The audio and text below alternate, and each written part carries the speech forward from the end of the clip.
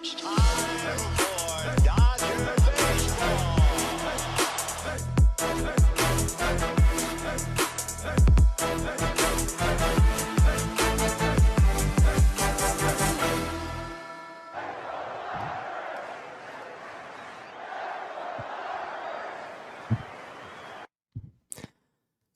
What's going on, Dodgers Nation? Welcome to the Dodgers Nation post-game show. I'm your host, Doug McCain. You can follow me on Twitter and Instagram at DMac_LA. Thanks for rocking with us after the Dodgers lose the second game of the series to the Minnesota Twins, a final score of 5-1. Minnesota snaps the Dodgers' 6-game winning streak, and tonight nothing went right for LA. 4 times in this game they had a leadoff double and only cashed in once, and it was in the bottom of the 5th inning. And even that inning, it was a play that center fielder could have made on that Freddie Freeman single. So we're going to break down tonight Clayton Kershaw. He didn't have his best stuff. He wasn't as sharp as we've seen Kershaw this season, but still he went out there and battled. He went out there and grinded, gave his team a chance to win, and still 7 punch-outs in 4 innings, still generated tons of swing and miss, had 17 swinging strikes, but lots of 3-ball counts, lots of high counts, did have some missed pitches there, so he wasn't as sharp as we've seen Kershaw. So we're going to break down his outing. We're going to talk about this game. We're also going to talk about Walker Buehler because he spoke to reporters today,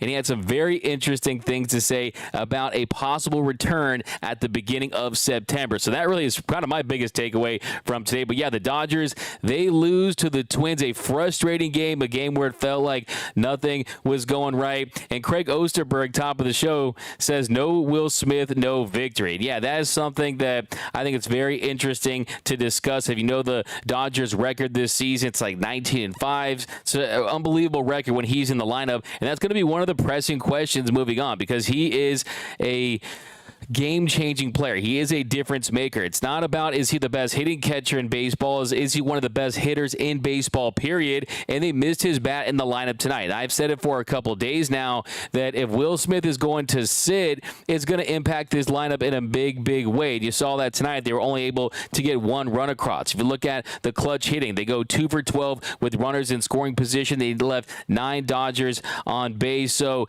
yeah, not having Will Smith in the lineup is painful, and my solution to it, guys, don't bring up a problem unless you have an idea for a solution.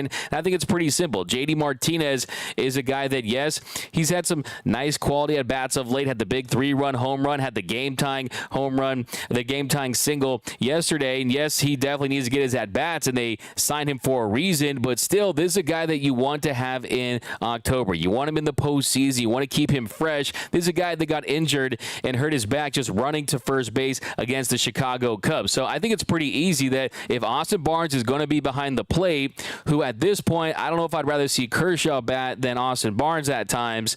I think maybe you strongly consider that anytime he's going to be behind the dish, that you give JD Martinez a rest day, and then you have Will Smith in the lineup. Because last year, Will Smith, 25 games, he was at the DH spot, and he was even better batting DH than he was behind the plate. His offense actually ticked up. So, yeah, we'll start there, but let me know down below in the comment section, what are your big takeaways from the Dodgers' 5-1 loss to the Minnesota Twins. LA, their record falls to 27-16, still the best record in the National League, still in first place in the NL West, ahead of the Arizona Diamondbacks by 2.5 games. But guys, it was a loss tonight, but we're still looking for that Dodgers Nation comment of the night. If I see a comment of the night, you're going to see one of these. You win. If you give me a fire take, doesn't mean I have to agree with it, but any hot, scorching, spicy takes, you're going to see one of these. Fire take. If you say something that's a little sus, that's a little out of pocket, you might see one of these. Bruh. And also, too, even in a loss, I'm looking for that Dodgers dog of the night. Dodger dog of the game. But let's jump into the comment section. We're going to break down this game. We're going to go inning by inning, and we're going to find out what happened tonight. But here we go. Biggest takeaway, the pen held up, all things considered. That's from Anthony Keene. Yeah, I mean, you got to give this bullpen credit. I think you saw some gutsy performances, especially after last night when the bullpen was heavily taxed. Phil Bigford, he went out there, pitched a career high. He was able to bounce back and give this team a chance to win.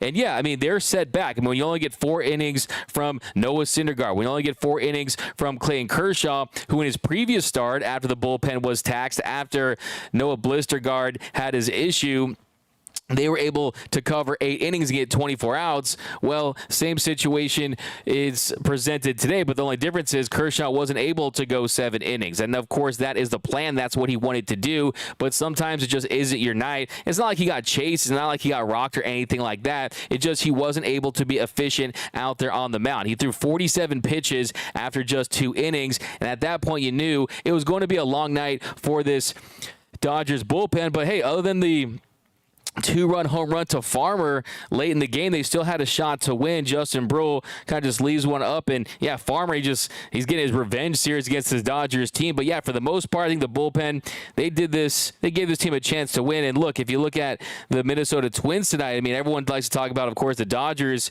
stranding a small village with runners in scoring position. Yeah, they go 2 for 12 on the night. But if you look at the Minnesota Twins, they end up going with runners in scoring position 5 for 18. 5 for 18 for the Twins, left 10 Twins on base. So here we go. Let's jump back into the comment section. What are your big takeaways? What are your thoughts on Kershaw's outing tonight? Yeah, it just wasn't his best night.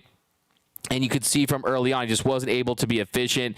But here we go. We got I love you, D-Mac. I love you back, Alexander Z. Thanks for rocking with us. Strider, hear you. Haven't seen you in a while. Strider, hear you. 120. D-Mac, winning streak snapped. Oh, well, it happened. Shake it off. Dodgers will figure it out. Yeah, the big, most important thing is you have Dustin May on the bump tomorrow going against a Sonny Gray who has pitched fantastic so far this season. He's keeping the ball in the yard. And, yeah, it always seems like he's pitching in those day games at Dodger Stadium. And I think the big question now is, if you're this Dodgers team, where do you get some coverage? Because, yeah, I mean, you need some innings out of your starters, and they're going to need 6-7 innings, hopefully at the very least 6 from Dustin May tomorrow. And I have faith that he will be able to give it to him because, you know, Dylan Covey, he's on the taxi squad today. He wasn't active, but I think there's a solid chance the fact that Kershaw only went 4 innings that you might see him tomorrow. Of course, local kid from Pasadena. He's had his cup of coffee in the show. He's 31 years old, so hopefully he's able to go out there and perform if they call upon him.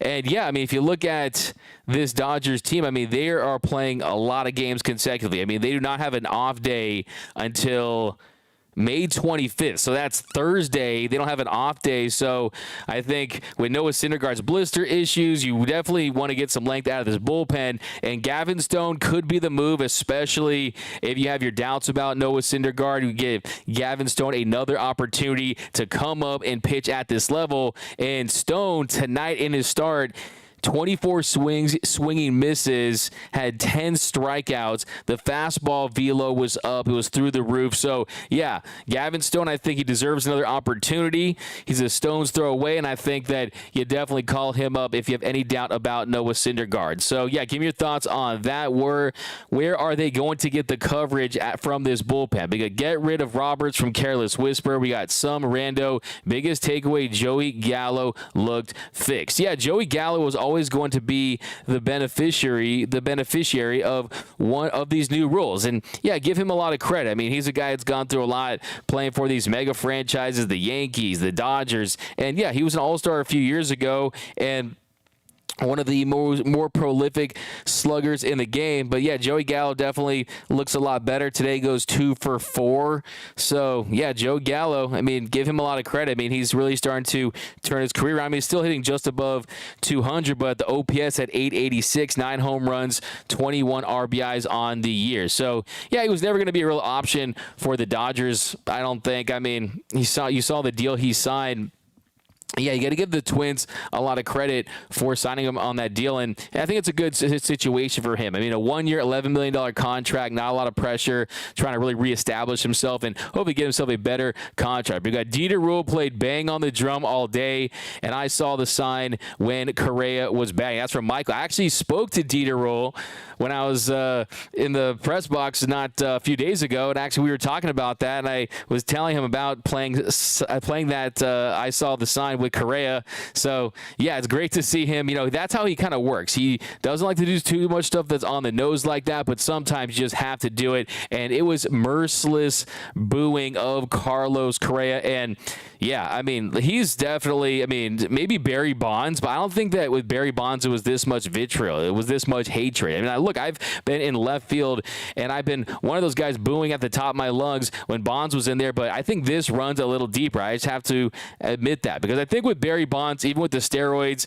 even with the hatred, even the fact that he was a villain, there was this level of somewhat respect because you didn't see him as the cheater that Carlos Correa has already admitted to being. But yeah, I mean, yeah, let's start breaking down this game a little bit, and let's head to your comments. Looking for some comments of the night, guys. Bring that fire.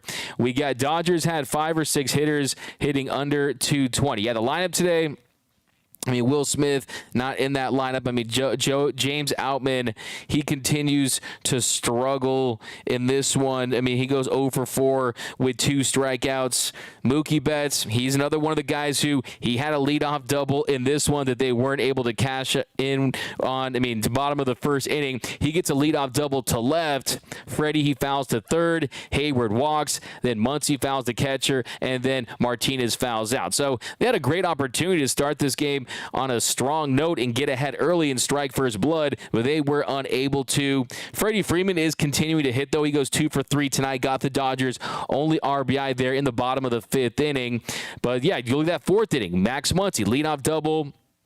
Then Martinez, he singled to left. Muncy goes to third. Outman strikes out, swinging on a changeup away, and it was a very bizarre play there in the bottom of the 4th inning. So you had runners on the corners, 2 outs, Rojas at the plate. First pitch to JD Martinez, or the first pitch to Rojas, JD Martinez, who had just hit a single. He takes off, and he's trying to get hung up there between first and second to try to score Muncy from third, and he does draw the throw, but they easily were able to get Muncy out at the plate for the 3rd out. So that was very strange, especially with Rojas starting to have the ability to put his bat on the ball with more regularity. So I think in that situation, I'm interested to see what they asked Doc about and what his response was to that one, because JD Martinez, who's definitely not one of the slowest players in the league, not a guy known for his base running. Yeah, even if you are able to get in a pickle, it's just very unlikely to score in that situation. So, yeah, and Rojas, he ended up going 1 for 4, got another hit tonight. So, yeah, they were able to score in that inning, the 4th inning, and then you jump to the bottom of the 5th inning. Miguel Rojas, he gets a leadoff double. So not a single, an actual double. Some slugging from Miggy Rowe, and Dodgers had a leadoff double in 3 of the first 5 innings.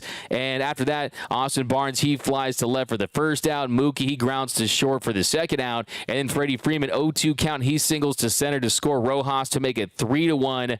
And on that play, Taylor, the outfielder for the Twins, he's charging. He had his glove on it, and it just popped out. So even in that situation, he was close to making that play, and we could be talking about the Dodgers getting shut out despite having leadoff doubles in 4 of 9 innings tonight. So, yeah, definitely was a frustrating night from the Dodgers offense. You jump to the bottom of the 7th inning. This is really where the Dodgers had a real opportunity to get back in this one. The score was still 3-1. David Peralta, he hits a leadoff double to left center. 4th leadoff double of the game there in the 7th inning. And the next batter, Rojas, he grounds to second for the 1st out, and then Peralta, he advances to third, and then 3-2 pitch to Austin Barnes, fastball 98 miles per hour down the pipe, and he swings and misses for the 2nd out. So Austin Barnes just looked overmatched there. Fastball challenged him right down the middle, and he just wasn't able to make contact. The next batter with 2 outs, Mookie Betts, he draws a 2-out walk. Next batter, Freddie Freeman, he draws a 2-out walk. And then with 2 outs, bases loaded, Doc elects to pinch hit for Hayward with Chris Taylor. And 1-0 pitch, he flies to center for the 3rd out. Kind of just came in on him, wasn't able to get on the sweet spot, wasn't able to barrel that up and find a way to get a base hit to score some runs. And that situation, didn't love the at-bat. 1-0 pitch, he's swinging there. I think you might want to work that count, take some pitches. Good things could happen happen. But, yeah, it just wasn't the Dodgers' night offensively. But let's jump into the comment section. What is the biggest reason why the Dodgers lost tonight? Let me know. Rojas deserves to be a Dodger dog of the game. There you go, Daniel Reyes. I like that. I'll give him some Dodger dog of the game love. Dodger dog of the game. Because defensively, he made some outstanding plays. I mean, watching him play defense is an absolute treat. And you saw on display today, making big plays. Miguel Rojas, the fact that, yeah, I mean, he's always going to provide value with his defense. And, yeah, I mean, top of the fifth inning with Taylor at the plate, 2 outs, runner on second, a 1-2 count. He grounded to short, and Rojas made an incredible play there. Backhand, sliding, gets up, makes the throw to get Taylor, who is a very fast runner. So, yeah, I think Miguel Rojas, he's quietly starting to get together. Since he's returned from the IL, he's hitting better. His defense actually looks better. He's looking more mobile out there. So, it's definitely a bright spot. There's no question about that. Miguel Rojas is not going to be Willy Adames. He's not going to be Tim Anderson. He's not going to be an elite shortstop, but he can be serviceable and he can provide value for this team. We got Strider here. You D-Mac, I'm still PT with Syndergaard. Once the blister heals, I hope he starts pitching well. He really has good stuff, D-Mac. Yeah, Strider, hear you. I think for him, it's just a work in progress. I think the biggest key to his success is the command, and the command was better in his 4 innings. He has to locate that 2-seamer, that sinker, stay off the heart of the plate, work the edges there, and then try to get the depth on that changeup. Try to mix in that curveball and just go out there and hope for 2 runs, hope for 3 runs. You don't have to go out there and try to be an all-star, a Cy Young winner. And I think as long as he kind of lowers the expectations and he looks himself in the mirror and is a little more honest with his ability at this stage of his career, I think that is going to go a long way. Because look, there's nothing wrong with being a serviceable number 4 or number 5 starter in this league. I said before the season started, when there was a lot of hype around Syndergaard, when he was still saying that maybe he can throw 99 miles per hour, and actually did a story with the LA Times where he talked about how he thinks there's a mental block and he still is unable to throw at full capacity because he's dealing with some mental issues that are preventing that. So maybe there is a chance he can unlock that. I have my doubts, but like I told you at the beginning of the season, I wasn't expecting him to be an all-star. I wasn't expecting Love and Thunder Thor. I said that he's going to be serviceable at the very best. I didn't think it was going to be a bust, but hopefully he can eat innings. But tough night. Luckily, we play early tomorrow. That's from Michael Almeida over on Facebook. Call up Stoner now for Mr. Seabad. Yeah, you guys want to see Stoner once again? Are you high on Stoner? Let me know down below. Oscar Tora, love Kersh, but it's time he starts to realize that he needs to pitch to Smith. His bat means so much to this squad. I know he has requested Barnes to catch for him, but Barnes, it just is just done with the bat. Yeah, look, I mean, Austin Barnes, there's no question about it. Austin Barnes, he has been struggling mightily at the plate. Every now and then you'll see he'll get his clutch single. Early last year, he had a home run surge early on, hitting 4 home runs early in the season. But yeah, offensively, he does not provide much. Hitting less than 100. I mean, he's a negative WRC plus player. It was -7 the last time I checked, and that number is only going down. So, yeah, there is that. But also, too, Will Smith, I think it doesn't get mentioned enough, but Will Smith has caught Clayton Kershaw, and the numbers actually were trending in the right direction. So, look, the reality, though, is that if Austin Barnes is not going to be catching Clayton Kershaw, then, yeah, if he's not going to catch Kershaw, what value does he have for this team? What value does he provide? Because it's certainly not going to be as a hitter, and we know that this pitching staff, they love throwing to Austin Barnes. Another big issue tonight, 4 stolen bases for the Minnesota Twins, and a lot of those definitely were on the pitchers. Shelby Miller didn't do a good job holding runners tonight, but Austin Barnes, if you look at his arm, that is definitely not the skill that he brings as a catcher. His biggest skill is calling a game. It's framing. It's getting that strike at the bottom of the zone. It is not the cannon. And you know Will Smith, he has a cannon. You know Will Smith has one of the strongest arms, and that really is his strength defensively as a catcher. So, yeah, I think that definitely something needs to be said about that because, look, at least sit into a room, Dave Roberts, Andrew Friedman and company, and you find a way, how do we get Will Smith in the lineup as much as humanly possible? Because a bat like that in his absolute prime, you need him in the game. So, and you saw tonight, I mean, they struggled. We struggled in the clutch. They struggled to generate runs. And I think that is going to be a conversation that is going to grow. Now, last season, you bring up Will Smith. Last season, Will Smith caught Clayton Kershaw 9 games, 47 innings, had a 2.11 ERA throwing to Smitty. You compare that to Austin Barnes. Austin Barnes was behind the dish to catch King Kersh 13 games. He threw 79 in the third innings, had a 2.38 ERA. So Will Smith's catching of Clayton Kershaw last year, and of course, you got to take that with a grain of salt. It's more complex than that. You look at the matchups, you look at the teams that he faced, but still, the reality is, if you look at the numbers, opponents hit 188 with Will Smith behind the dish compared to 217 with Austin Barnes. The OPS was lower with Will Smith. So, yeah, Will Smith has proved that he can catch Clayton Kershaw, and I think Kersh realized, like we saw in the postseason, that, yeah, you need Smitty's bat in the lineup. Yeah, we'll talk about Kershaw's outing coming up right here, but let's jump into the comments section. We got Syndergaard is Cinderella. His days of playing baseball are over. Become a linguistic bro. DKM, that's kind of a fire take because it's kind of hardcore, but I appreciate you always rocking with us, my man. We got Adrian Francisco over on YouTube, 5 USD, hooking it up. That's going to the Shohei Fund. That's going to, I could buy a Little Caesars pizza cash with that. All cash, don't even need a receipt. You keep the change. We got Dodger Dog, Miguel Rojas. Nothing gets past him other than pitches. He did have a leadoff double today, but he leaves it all out there on defense. That's from Adrian Francisco over on YouTube. Yeah, that's a comment of the night for sure. Presented by our friends over at Hornitos. Hornitos Premium Tequila. Best tequila in the game. Please drink responsibly. But that is our comment of the night, or at least our first one. It could be our second or third. I lost count at this point. But that is brought to you by our friends over at Hornitos.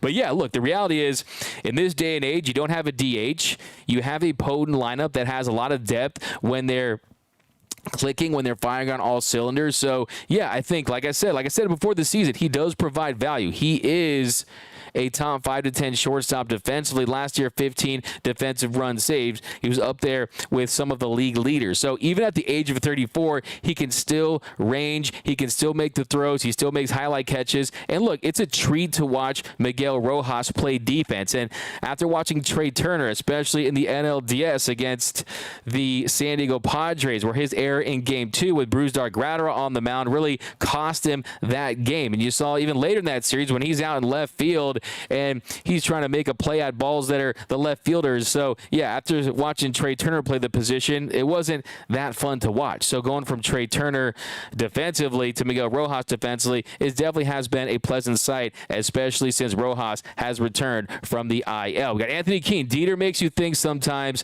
with his song choices. Very clever dude. Yeah, Anthony Keene, for sure, for sure. I mean, he's the best in the game. Period, point blank.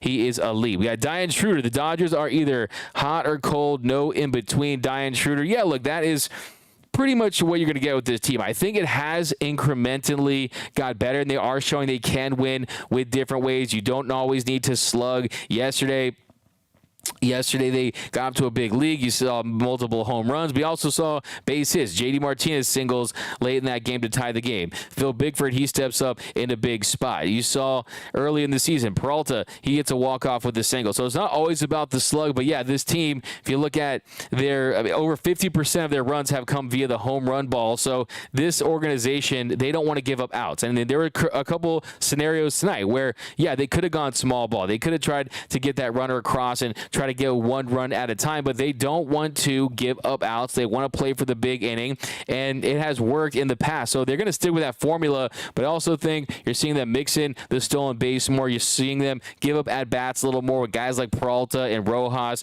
kind of towards the bottom of the lineup. But yeah, kind of jumping to the top of the game here, guys. We're going to talk about Top of the first inning, Solano 2-1 pitch. He doubled to left. And the next batter, Carlos Correa. I see a lot of people saying Carlos Correa is terrible this season. Hey, the man's playing with one leg, okay? For a guy playing with one leg, he's a pretty good baseball player. And I'm just messing with you. But he struck out Correa on 3 pitches, a slider inside corner for the first out. Just a fantastic pitch right there by Kersh. And the next batter, 1-2 pitch. He punches out Buxton with a curveball top of the zone for the second out. And then 0-2 pitch to Farmer with runners on second. He singles to left to score Solano to give them an early 1-0 lead. So the Twins, they scratch first blood. And the next batter, 3-1 pitch to Kirilloff. He hits him, a little HBP there. And then he gets Jeffers to pop to third for the third out. So leadoff double to Solano, a base hit to Farmer, and the Twins take an early 1-0 lead. But really, the big issue that inning was 23 pitches from Clayton Kershaw, getting that pitch count up early on. And yeah, you saw some foul balls, you saw some quick outs, but yeah, I mean the one to Kirilloff when hit by a pitch, he just kind of lost command there, fell behind in the count. And then you jump to top of the second inning, 2-2 pitch. He gets Taylor swinging with a curveball for the first out, and the next batter, 2-2 pitch to Joey Gallo. He gets him to pop to short for the second out, and then 1-1 to Castro. He singles on a slider that he leaves middle, and then Castro steals second, and then 1-2 pitch to Solano. He reaches on an infield single. So that was one of the takeaways early on. Was 3 of the 5 hits that he had given up had exit velo of 66 miles per hour off the bat or less. So some improbable, unlucky, fluky hits against Kershaw early on, and then also taking advantage of the stolen base. So Castro, he steals second, and then next batter, 1-2 pitch to Solano. He reached on that infield single, and with runners on the corners to Correa, a 1-2 pitch. He strikes him out with a curveball, bottom of the zone. So hey, it's not as easy to hit without trash can banging, Carlos. So yeah, that was a big strikeout there, but 24 pitches there in the second frame for King Kersh, 47 through 2, and then you jump to top of the third inning. Buxton reaches on an infield single. There's another example, not hard contact. He's able to reach, and then a 2-2 pitch to Farmer. He gets him with a curveball inside corner, gets the punch out, and then Buxton, he steals second, so another stolen base, and then Kirilloff grounds to first. Buxton, he advances to second. And then 1-2 pitch to Jeffers. He struck him out looking on a fastball inside corner. So, yeah, Kershaw definitely battled tonight. He wasn't his best stuff, I think. Of course, condolences to Kershaw. Of course, he was dealing with the passing of his mom, so it can't be easy, that's for sure. And yeah, I mean, top of the fourth inning, he walks Taylor on the 6th pitch of the at-bat, 3-2 count. He misses with a 4-seam fastball, bottom of the zone. And then Joey Gallo with a runner on first. He singles to right. Really nice at-bat there by Gallo. Kersh was up 0-2. And then he throws 3 straight balls to load the count. Then on the 6th pitch, 4-seam fastball, kind of left it center cut there. And he's able to single. And the next batter with runners on first and second, Castro, he singles to left, scoring Taylor to make it 2-0 Twins. And the next batter, Kersh was able to strike out Solano with runners on first and second. Filthy slider for the first out. And then, thankfully, gets the pitcher's best friend with Carlos Correa. So Carlos Correa at the plate, 2-2 count.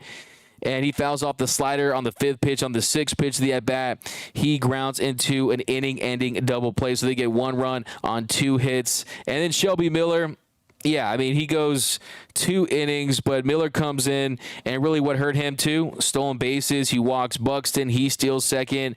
Farmer grounds to first for the first out. Then he hits Kirilloff. It's another big takeaway too. 2 hit by pitches by the Dodgers today, 1 by Kersh and 1 by Shelby Miller. And the next batter, Jeffers hits a sack. He had a sack right grounded out to first base, scoring Buxton to make it 3-0 Minnesota. So yeah, not a great prolific offense by this Minnesota Twins team, but they did it with some small ball. They did it with some base running, and the Dodgers offense, they just did not hold up to their end of the bargain. But coming up, we're going to talk about, here's some comments about James Outman. Diane Schroeder says James Outman is cold as ice. Yeah, James Outman is definitely going through a slump. Make no mistake about it. That is why you saw he got a day off there. He wasn't in the lineup, and Doc even said that he texted James and he said, hey, maybe hit up a little bit of a reset. You see the way that the pitchers are attacking him. He's getting a lot of high fastballs up and in. But yeah, I mean, look, this was inevitable. He wasn't going to hit 400 for the entire season. He is a rookie, and yeah, it's a part of the process of being a big leaguer is how do you deal with your slumps? How do you minimize your slumps? And that is what he's going through at the moment. Now, maybe he just needs a good night of sleep. Maybe he needs some rest, and if he does, I've got just the right thing for him, and that is some Manta sleep. I mean, Manta sleep, if he needs a night of rest, I'm going to send one of these to James Outman. Manta Sleep. They make the world's best sleep masks and sleep accessories. Everything they do is to enable better lives through better sleep. They work relentlessly to improve and optimize sleep so that you can have the energy to live your best life. Check out mantasleep.com today so you can sleep better anywhere, anytime. Get your Manta mask today. Use the code DN2023. So yeah, go pick one of those up. You'll be rested and ready to go. And yeah, James Outman, he's going to be fine. It is going to be a learning situation for him because look, I mean, that is what happens in the show. Once you get hot, once you put a lot of results on film like that, that is what this league does best. They scout you, they find your weaknesses, and right now he's struggling with velocity up in the zone. So yeah, he did make an adjustment a few weeks ago where they kind of widened his stance a little bit, and yeah, I think the big key for him is how receptive he is to implementing any adjustments they're going to have, kind of working on that top hand, just trying to get the balls today. Some of his strikeout, I mean, one of his strikeouts today was a changeup away. So, yeah, we got that segue, though. Hey, man, I think, look, I mean, everyone needs a good night's sleep, Anthony Kane. But, yeah, look, let's kind of flush this one. Dodgers, they're going to be fine. I think tonight, like I said, I mean, how many times are you going to get 4 leadoff doubles and just get 1 run?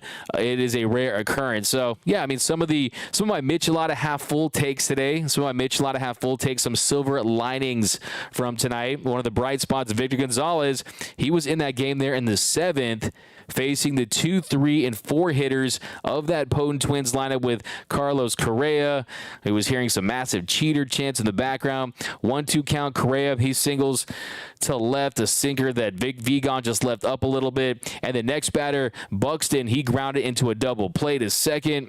Mookie almost turned the night, almost a double play. Mookie almost turned it, but Freddie, he could not hold on to it. So on that play, it looked like you were going to get a highlight double play. Mookie playing second tonight. They just couldn't make that play. And then he walks Farmer to give the Twins runners on first and second.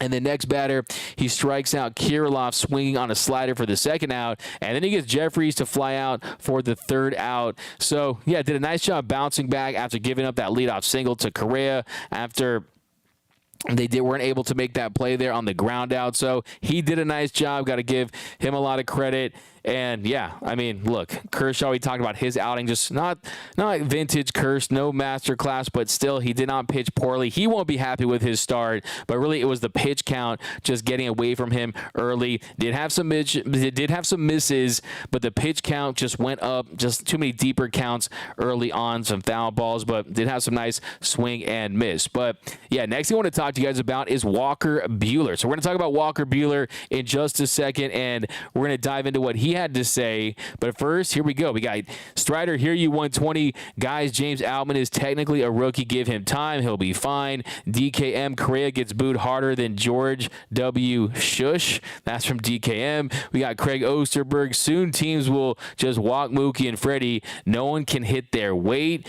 So, yeah, I mean, look, you need some more consistency up and down that lineup. That's why it is pivotal for guys like Miguel Vargas, guys that are more bat-to-ball style hitters, guys like David Peralta, to go in there and have some success. But we got Antonio Curiel, just left the stadium. Tough loss, but I sat in front of this. So, yeah, I think what you're trying to say is, yeah, you had to watch this with your own eyes. We got JD.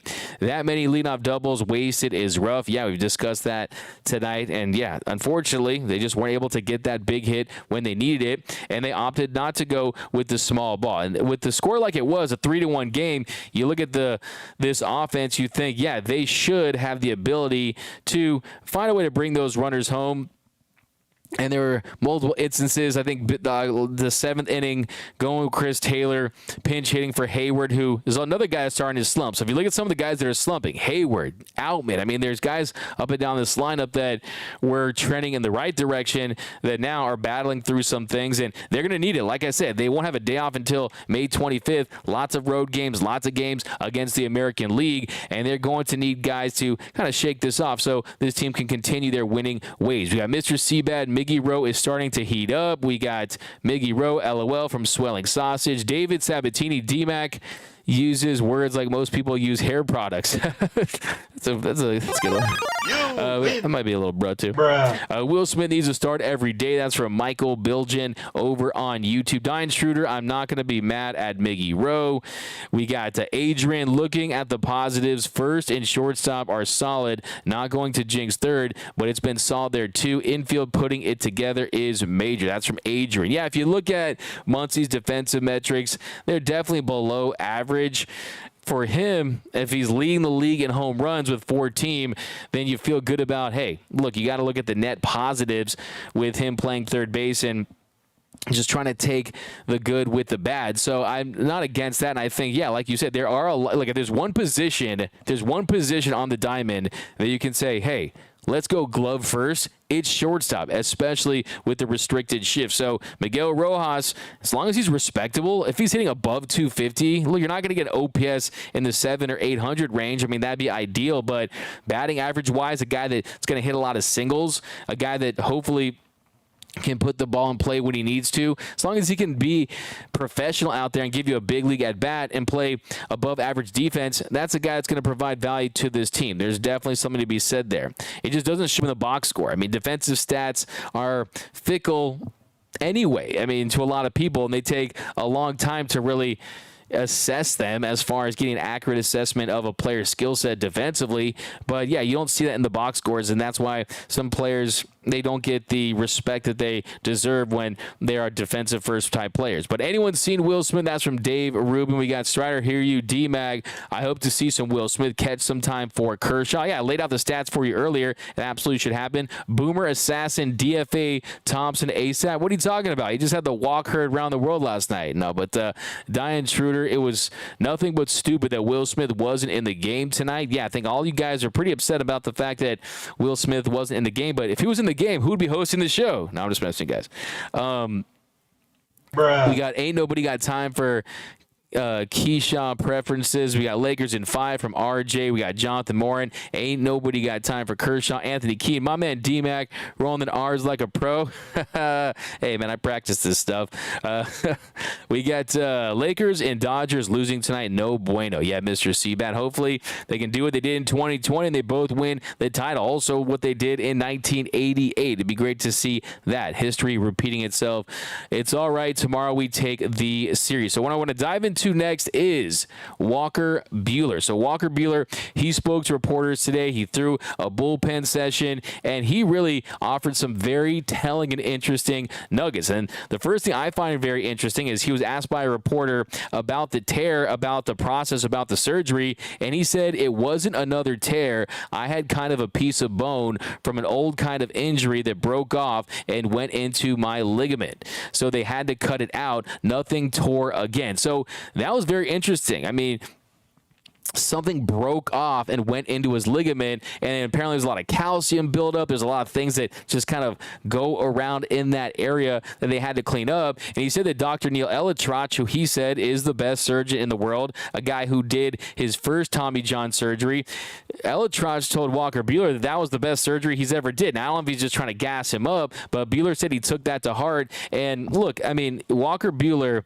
is someone that you saw how he looked physically. If you saw on Sportsnet on their Twitter, this is a guy that has added muscle to that frame. So he definitely has been using his time wisely. And if there's one guy out there that you can trust to make a speedy recovery from Tommy John surgery, it's Walker Buehler. He also mentioned the fact that he's gone through this process before has helped him this second time around. And he said that he hopes to be back by September 1st. So September September 1st would be just a little over 12 months. He had the surgery on August 23rd. So you're talking about an injury that usually takes pitchers anywhere from 14 to 16 months to return. And Buehler, he thinks he can make it back by September 1st. He also had this to say. Buehler said, I think at some point there's throttling, but I feel really good. Some of the trainers want me to dial it back a little bit. That's just not how I operate. So that's another vote of confidence for Walker Buehler that I have, because you're talking about someone that's feeling so good that the trainers are saying, slow down, buddy. Okay, slow down. But it's Walker effing Buehler, right? He wants to go out there and he wants to throw,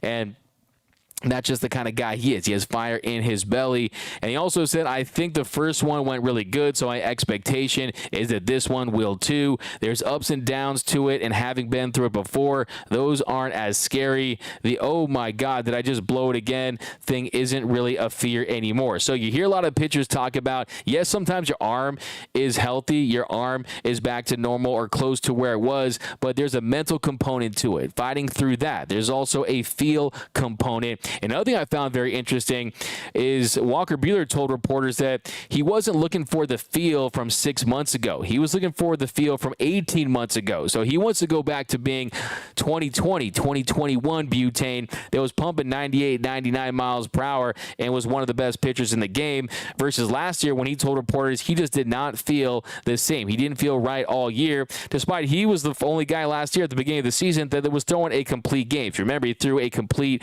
game in Arizona. So yeah, he finally said, I don't think anything has to happen that would tell me that it's not an achievable goal, that is pitching by September 1st. Obviously, we've got a lot of talented players and a really good team, and I'm going to try to contribute any way I can. But for me, being a starting pitcher is my goal and the way that I think I can provide the most value. So hopefully everything's going good and my stuff's good and I can get people out again. Then hopefully I can make some starts. So that is very encouraging. Look, I don't care about tonight's loss if you tell me that Walker Buehler could return and look like the Buell dog, the ace of the staff that he was in 2020, the guy that stepped onto the scene in 2018 and dominated in Game 3 of the World Series. So I think it's very encouraging. But a couple more comments here. We're going to let you guys enjoy the rest of your Tuesday night. Here we go. D-Mac, where can I get a Dodgers Nation hat? Daniel Reyes. I'm actually working on those. So be on the lookout. I'll definitely keep it posted here. I'm getting a lot of requests for these hats. We got blue, we got gray, but definitely keep you posted. Code Red will be ready to go tomorrow. Yeah, give me your predictions for tomorrow. Will the Dodgers win? Jeremy, $4.99. D-Mac, do you think Dodgers will let CT3 go in August trades? Saw this bobblehead promo was taken off of the 8/29 game. Interesting, Jeremy. First of all, comment of the night presented by our friends over at Hornitos. Premium tequila, best tequila in the game. Please drink responsibly. So I don't think they're going to trade Chris Taylor, because if you look at his contract, he's still in the second year of a 4-year, $60 million deal. I don't think there's going to be a lot of teams out there that are going to want to part ways with any type of talent that the Dodgers can use that can help them win this year. And I think Chris Taylor, too, he has gotten things together for the most part. I mean, Chris Taylor, he, of course, is still striking out at a very high rate. We know that there's going to be peaks and valleys with his game. But if you look at his bat, yeah, tonight he didn't come through in that spot there in the 7th with the bases loaded, but he is 4 points below league average. So he has a 96 weighted runs created plus, so he's 4% below league average. He's hitting 196. So you want to see him pick it up offensively. But defensively, they're going to want that versatility from him, play the outfield spots, and hopefully he can catch fire when it matters most. But I just don't think there's a market out there for Chris Taylor. There's not a market out there for Trayce Thompson, some of these other guys that some Dodger fans want to trade. And if you're the Dodgers, you're already eating all that Trevor Bauer money. You're not going to do away with Chris Taylor, right? I mean, and also think Andrew Friedman doesn't want that contract to go down as a bad signing. Also, too, he's a guy in the postseason. He's a gamer. You saw the big catch he made against the Brewers. You see the catches that he's made throughout his career, the walk-off home run against the Cardinals. So he's had some success in the postseason. So, but yeah, guys, a couple more here. We're going to get you out. We got Ohtani, obviously, from Justin Lamas. We got this is the big question. Who would you guys want more, Urias or Ohtani? That's from DKM. DKM. I love Julio Urias, but Shohei Ohtani, come on now. But I think they should sign them both. How about that? Today was not a good day, Don Kim. That's a comment of the game. You win. Yeah, Ice Cube is not driving around as an Impala right now, right? Not a good day for LA. But D-Mac uses words like most people use hair products from David Sabatini. I miss butane. Me too, Diane. We got Roy Estrada. I fully understand about the slump, but still frustrating as a fan. Have the right to call him out. Give him flowers when he is struggling. Justin Lamas over on YouTube. Buehler was terrible last year before going down with the injury. He pitched like the sticky stuff merchant, like he was reliant on sticky stuff. Look, the velocity was down. I mean, opponents were slugging over 600 on his four-seam fastball. They were hitting close to 400. So really has to find the feel for that pitch, and I think also evolve. But the velocity was down. It just wasn't the same guy, and clearly we know why. The guy had to undergo surgery. So we'll see what a healthy Buehler looks like, because he still is young. We got Paul Gutierrez. Dodgers going to start a new winning streak tomorrow. Yeah, I love that one. That's a comment of the game over there from Paul Gutierrez. Yeah, let's start a new streak. I mean, streaks were meant to be broken, so you can start a new streak. But yep, guys, we got D-Mac from Carnivorous Lunar Activity. What up, Carnivorous Lunar Activity? A Dodgers Nation post-game show day one. Always appreciate you rocking with us. Trace Outman season 2023. Will wasn't going to play anyway. He caught 13 innings. That's from Trace. Yeah, tonight, look, he caught 13 innings tonight. And that's a great point. We pointed that out. I was pointing that out too, is the fact that, look, I mean, catchers are going to get their days off, especially coming off that game. But I think big picture, that's more the story. Big picture-wise, you have to factor in that, yes, J.D. Martinez, he is producing, but it is going to create a logjam. And there are going to be certain days where, yeah, I think the future is going to really bank on Will Smith, find a way to get in that lineup. And if you're going to use Austin Barnes and have Austin Barnes and Miguel Rojas in the same lineup, and some of these other guys like Peralta, yeah, you don't have enough firepower, I think, if guys are struggling that have been performing early on in the year. But we got Nando 390, and also Will Smith definitely missed a lot of time too. So ready to go. Butane at the gym for sure. We got Austin Barnes, got to be the worst catcher in the league right now. It's from Nando 390. But that is going to do it for, we got Adrian Francisco. We'll get you on this one. Great point on Will Smith. I got a hemorrhoid watching him catch it 12 innings. Not easy. Wow.